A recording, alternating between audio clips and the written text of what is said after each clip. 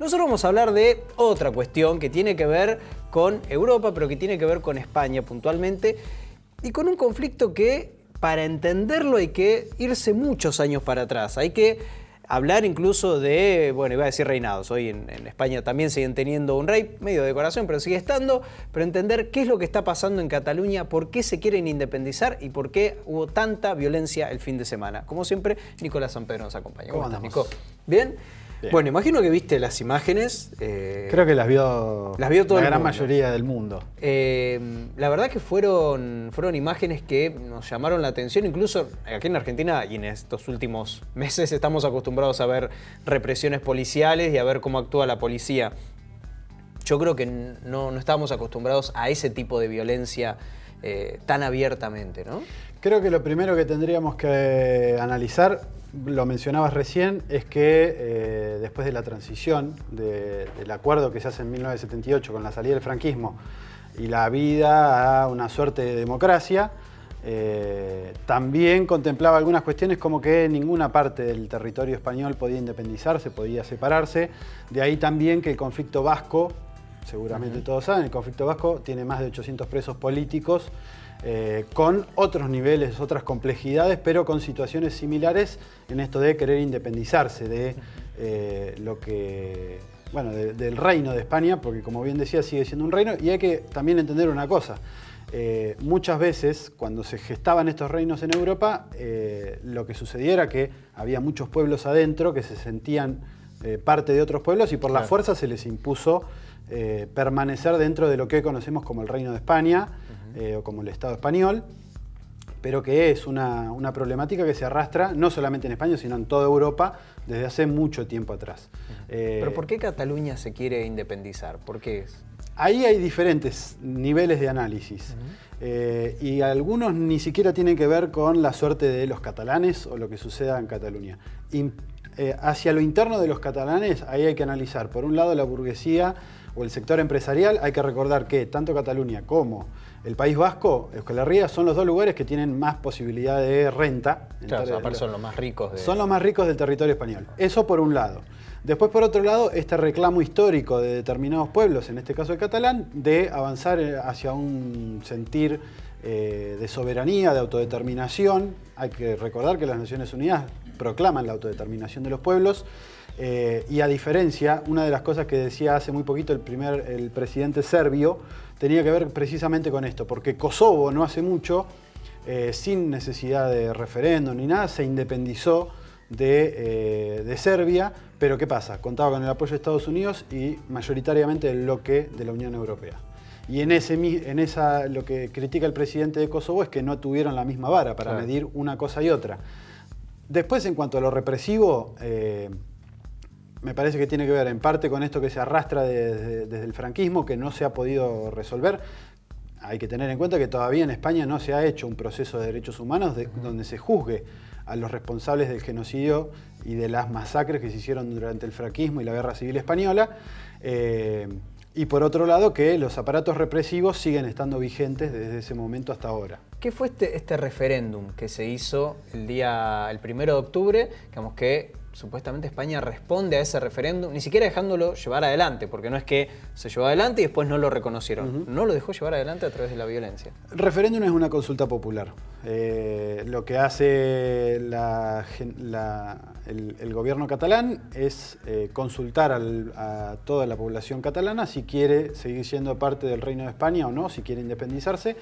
Se estima que más de 2 millones, casi 3 millones de personas fueron las que intentaron participar de este referéndum, y que ahí hubo diferentes situaciones que son de público conocimiento, se vieron, donde agentes de la Guardia Civil o de la Policía Nacional no solamente ingresaban reprimiendo a los lugares donde se estaban realizando las votaciones, sino que además se llevaban las urnas. Sí, a veces están viendo algunas imágenes de lo que también, era entrar a las escuelas. En esa misma lógica hay que entender que previamente a esto el rey había hablado y había dicho que había que hacer lo imposible para que no... En resumidas cuentas dijo que no iba a dejar que se llevara a cabo, Rajoy lo mismo. La justicia había amenazado con sancionar a quienes prestaran los establecimientos para realizar las elecciones, generalmente son en escuelas o instituciones públicas donde se realizan este tipo de actividades. ¿Y España qué gana con tener a Cataluña adentro? ¿Por qué no permiten, porque no lo permiten a través de la violencia incluso, la idea de una separación? Bueno, eso es la potestad del Estado.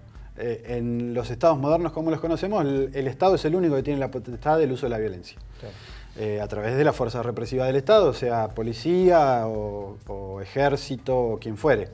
Ahí depende cada constitución, cada país tiene sus leyes. Específicamente es uno de los territorios, como decíamos antes, que genera caja para el Estado español. Eso es uno de los motivos por los cuales no quieren que se independice. Y acá hay que tener en cuenta otra cosa. La Unión Europea tampoco avala la independencia de Cataluña, como tampoco lo hacía del País Vasco. ¿Por qué?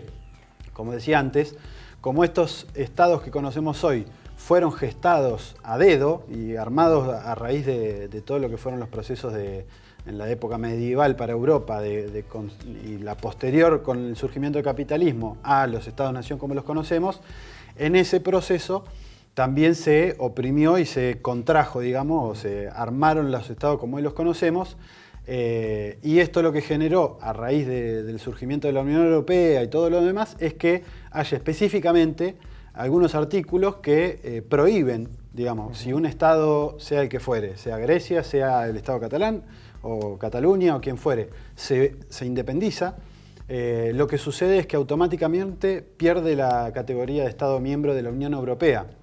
Y habría que empezar un nuevo proceso de adaptación para ver si puede estar dentro de la Unión Europea o no. Ahora, esto era una de las aristas, como te decía, la otra es la geopolítica. Algunos autores, como Gorraiz, hablan de la balcanización de Europa fomentada por Estados Unidos a través de precisamente el incentivo de estos movimientos independentistas. Ya sea los kurdos, que no es en Europa, pero ya sea los kurdos como ahora los catalanes, o diferentes otros espacios. Esto hay que recordar que ganó Trump. Vino el Brexit. Escocia al poquito tiempo dijo que iba a hacer un referéndum para ver si seguía siendo parte de Gran Bretaña, y así sucesivamente. Hay una situación muy compleja para que Grecia siga estando, ya que el PBI de Grecia es, en realidad la deuda pública es 200% del PBI.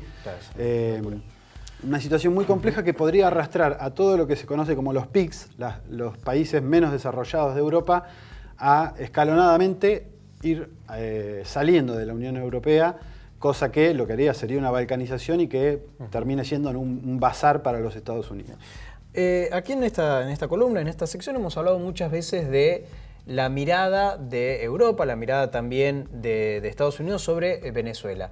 Te invito a que veamos un informe sobre la hipocresía del presidente español de Rajoy en la visita de Macri. Cuando Macri visitó a Rajoy en España, le preguntaron por Venezuela, le preguntaron por esta situación de presos políticos y demás que había en Venezuela. Vamos a ver qué es lo que decía, ¿te parece? Vemos qué decía Mariano Rajoy. Efectivamente coincido con lo que ha dicho el presidente Macri, de que las cosas van a peor. Es decir, en el siglo XXI empieza a ser inconcebible que no se respeten los derechos humanos, la libertad de la gente y que haya gente que esté en la cárcel lisa y llanamente por tener unas opiniones diferentes a aquellos que toman la decisión de que vaya a la cárcel. Yo, sinceramente, espero que esto termine a la mayor celeridad posible. Y quiero para Venezuela exactamente lo mismo que quiero para España, un sistema político con democracia, con libertad, con derechos humanos, en el cual los ciudadanos tomen las decisiones que estimen oportuno y convenientes, elijan a un gobierno, lo cambien y, sobre todo, un Estado que sea un Estado de Derecho en el cual se cumpla siempre la ley.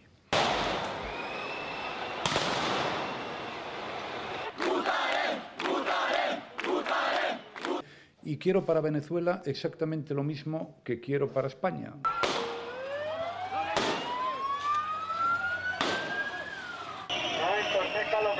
En el siglo XXI empieza a ser inconcebible que no se respeten los derechos humanos, la libertad de la gente.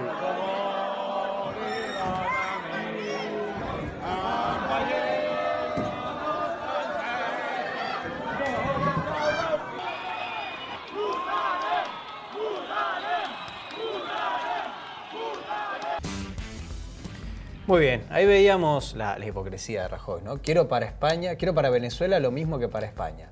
Gracias. No quieras lo mismo, Rajoy. Creo que no hace falta comentario ante semejante declaración. Un Mariano Rajoy que ha sido el vocero dentro de la Unión Europea tratando de estigmatizar, de erosionar la figura de Nicolás Maduro y de la institucionalidad venezolana. Y tiene que ver con esto que decimos que es este juego de ajedrez, si se quiere, en términos geopolíticos, de cómo se van moviendo las fichas, pero que a la vez siempre son intereses cruzados. La Unión Europea está claro que está manejado prácticamente por Alemania y Francia en menor medida, son los dos países que tienen mayor peso dentro de las decisiones que se toman en Bruselas. Lo concreto es que esta situación no le conviene a España, a Alemania y a Francia y a la Unión Europea no les conviene que Cataluña se independice, porque sería un problema en términos institucionales, legales. El problema es que ya se llegó a un punto donde el pueblo catalán ha manifestado y ha demostrado que quiere su independencia. Son situaciones, estas son situaciones complejas de analizar, precisamente porque se confluyen intereses cruzados de diferentes lugares, a la vez que a Alemania no le conviene y hace lo imposible para que no suceda, a Estados Unidos de alguna manera sí le conviene porque sería balcanizar la Unión Europea. Esto en términos económicos y financieros implicaría toda una situación de desgaste que favorecería a los Estados Unidos. Entonces es una situación compleja que hay que ver cómo se resuelve, porque al día siguiente, ayer hubo más de 700.000 personas en Barcelona movilizándose en huelga general por la cuestión de la represión ejercida por la Guardia Civil. Y hay que ver qué sucede, porque legalmente no están dadas las condiciones para que puedan avanzar hacia un proceso. Claro, el tema es qué van a hacer. Porque es un caldo de cultivo que está a punto de explotar. Es que puede llegar a ser un enfrentamiento que genere la pérdida de muchas vidas. Muy bien, muchas gracias, Nico, por haber venido.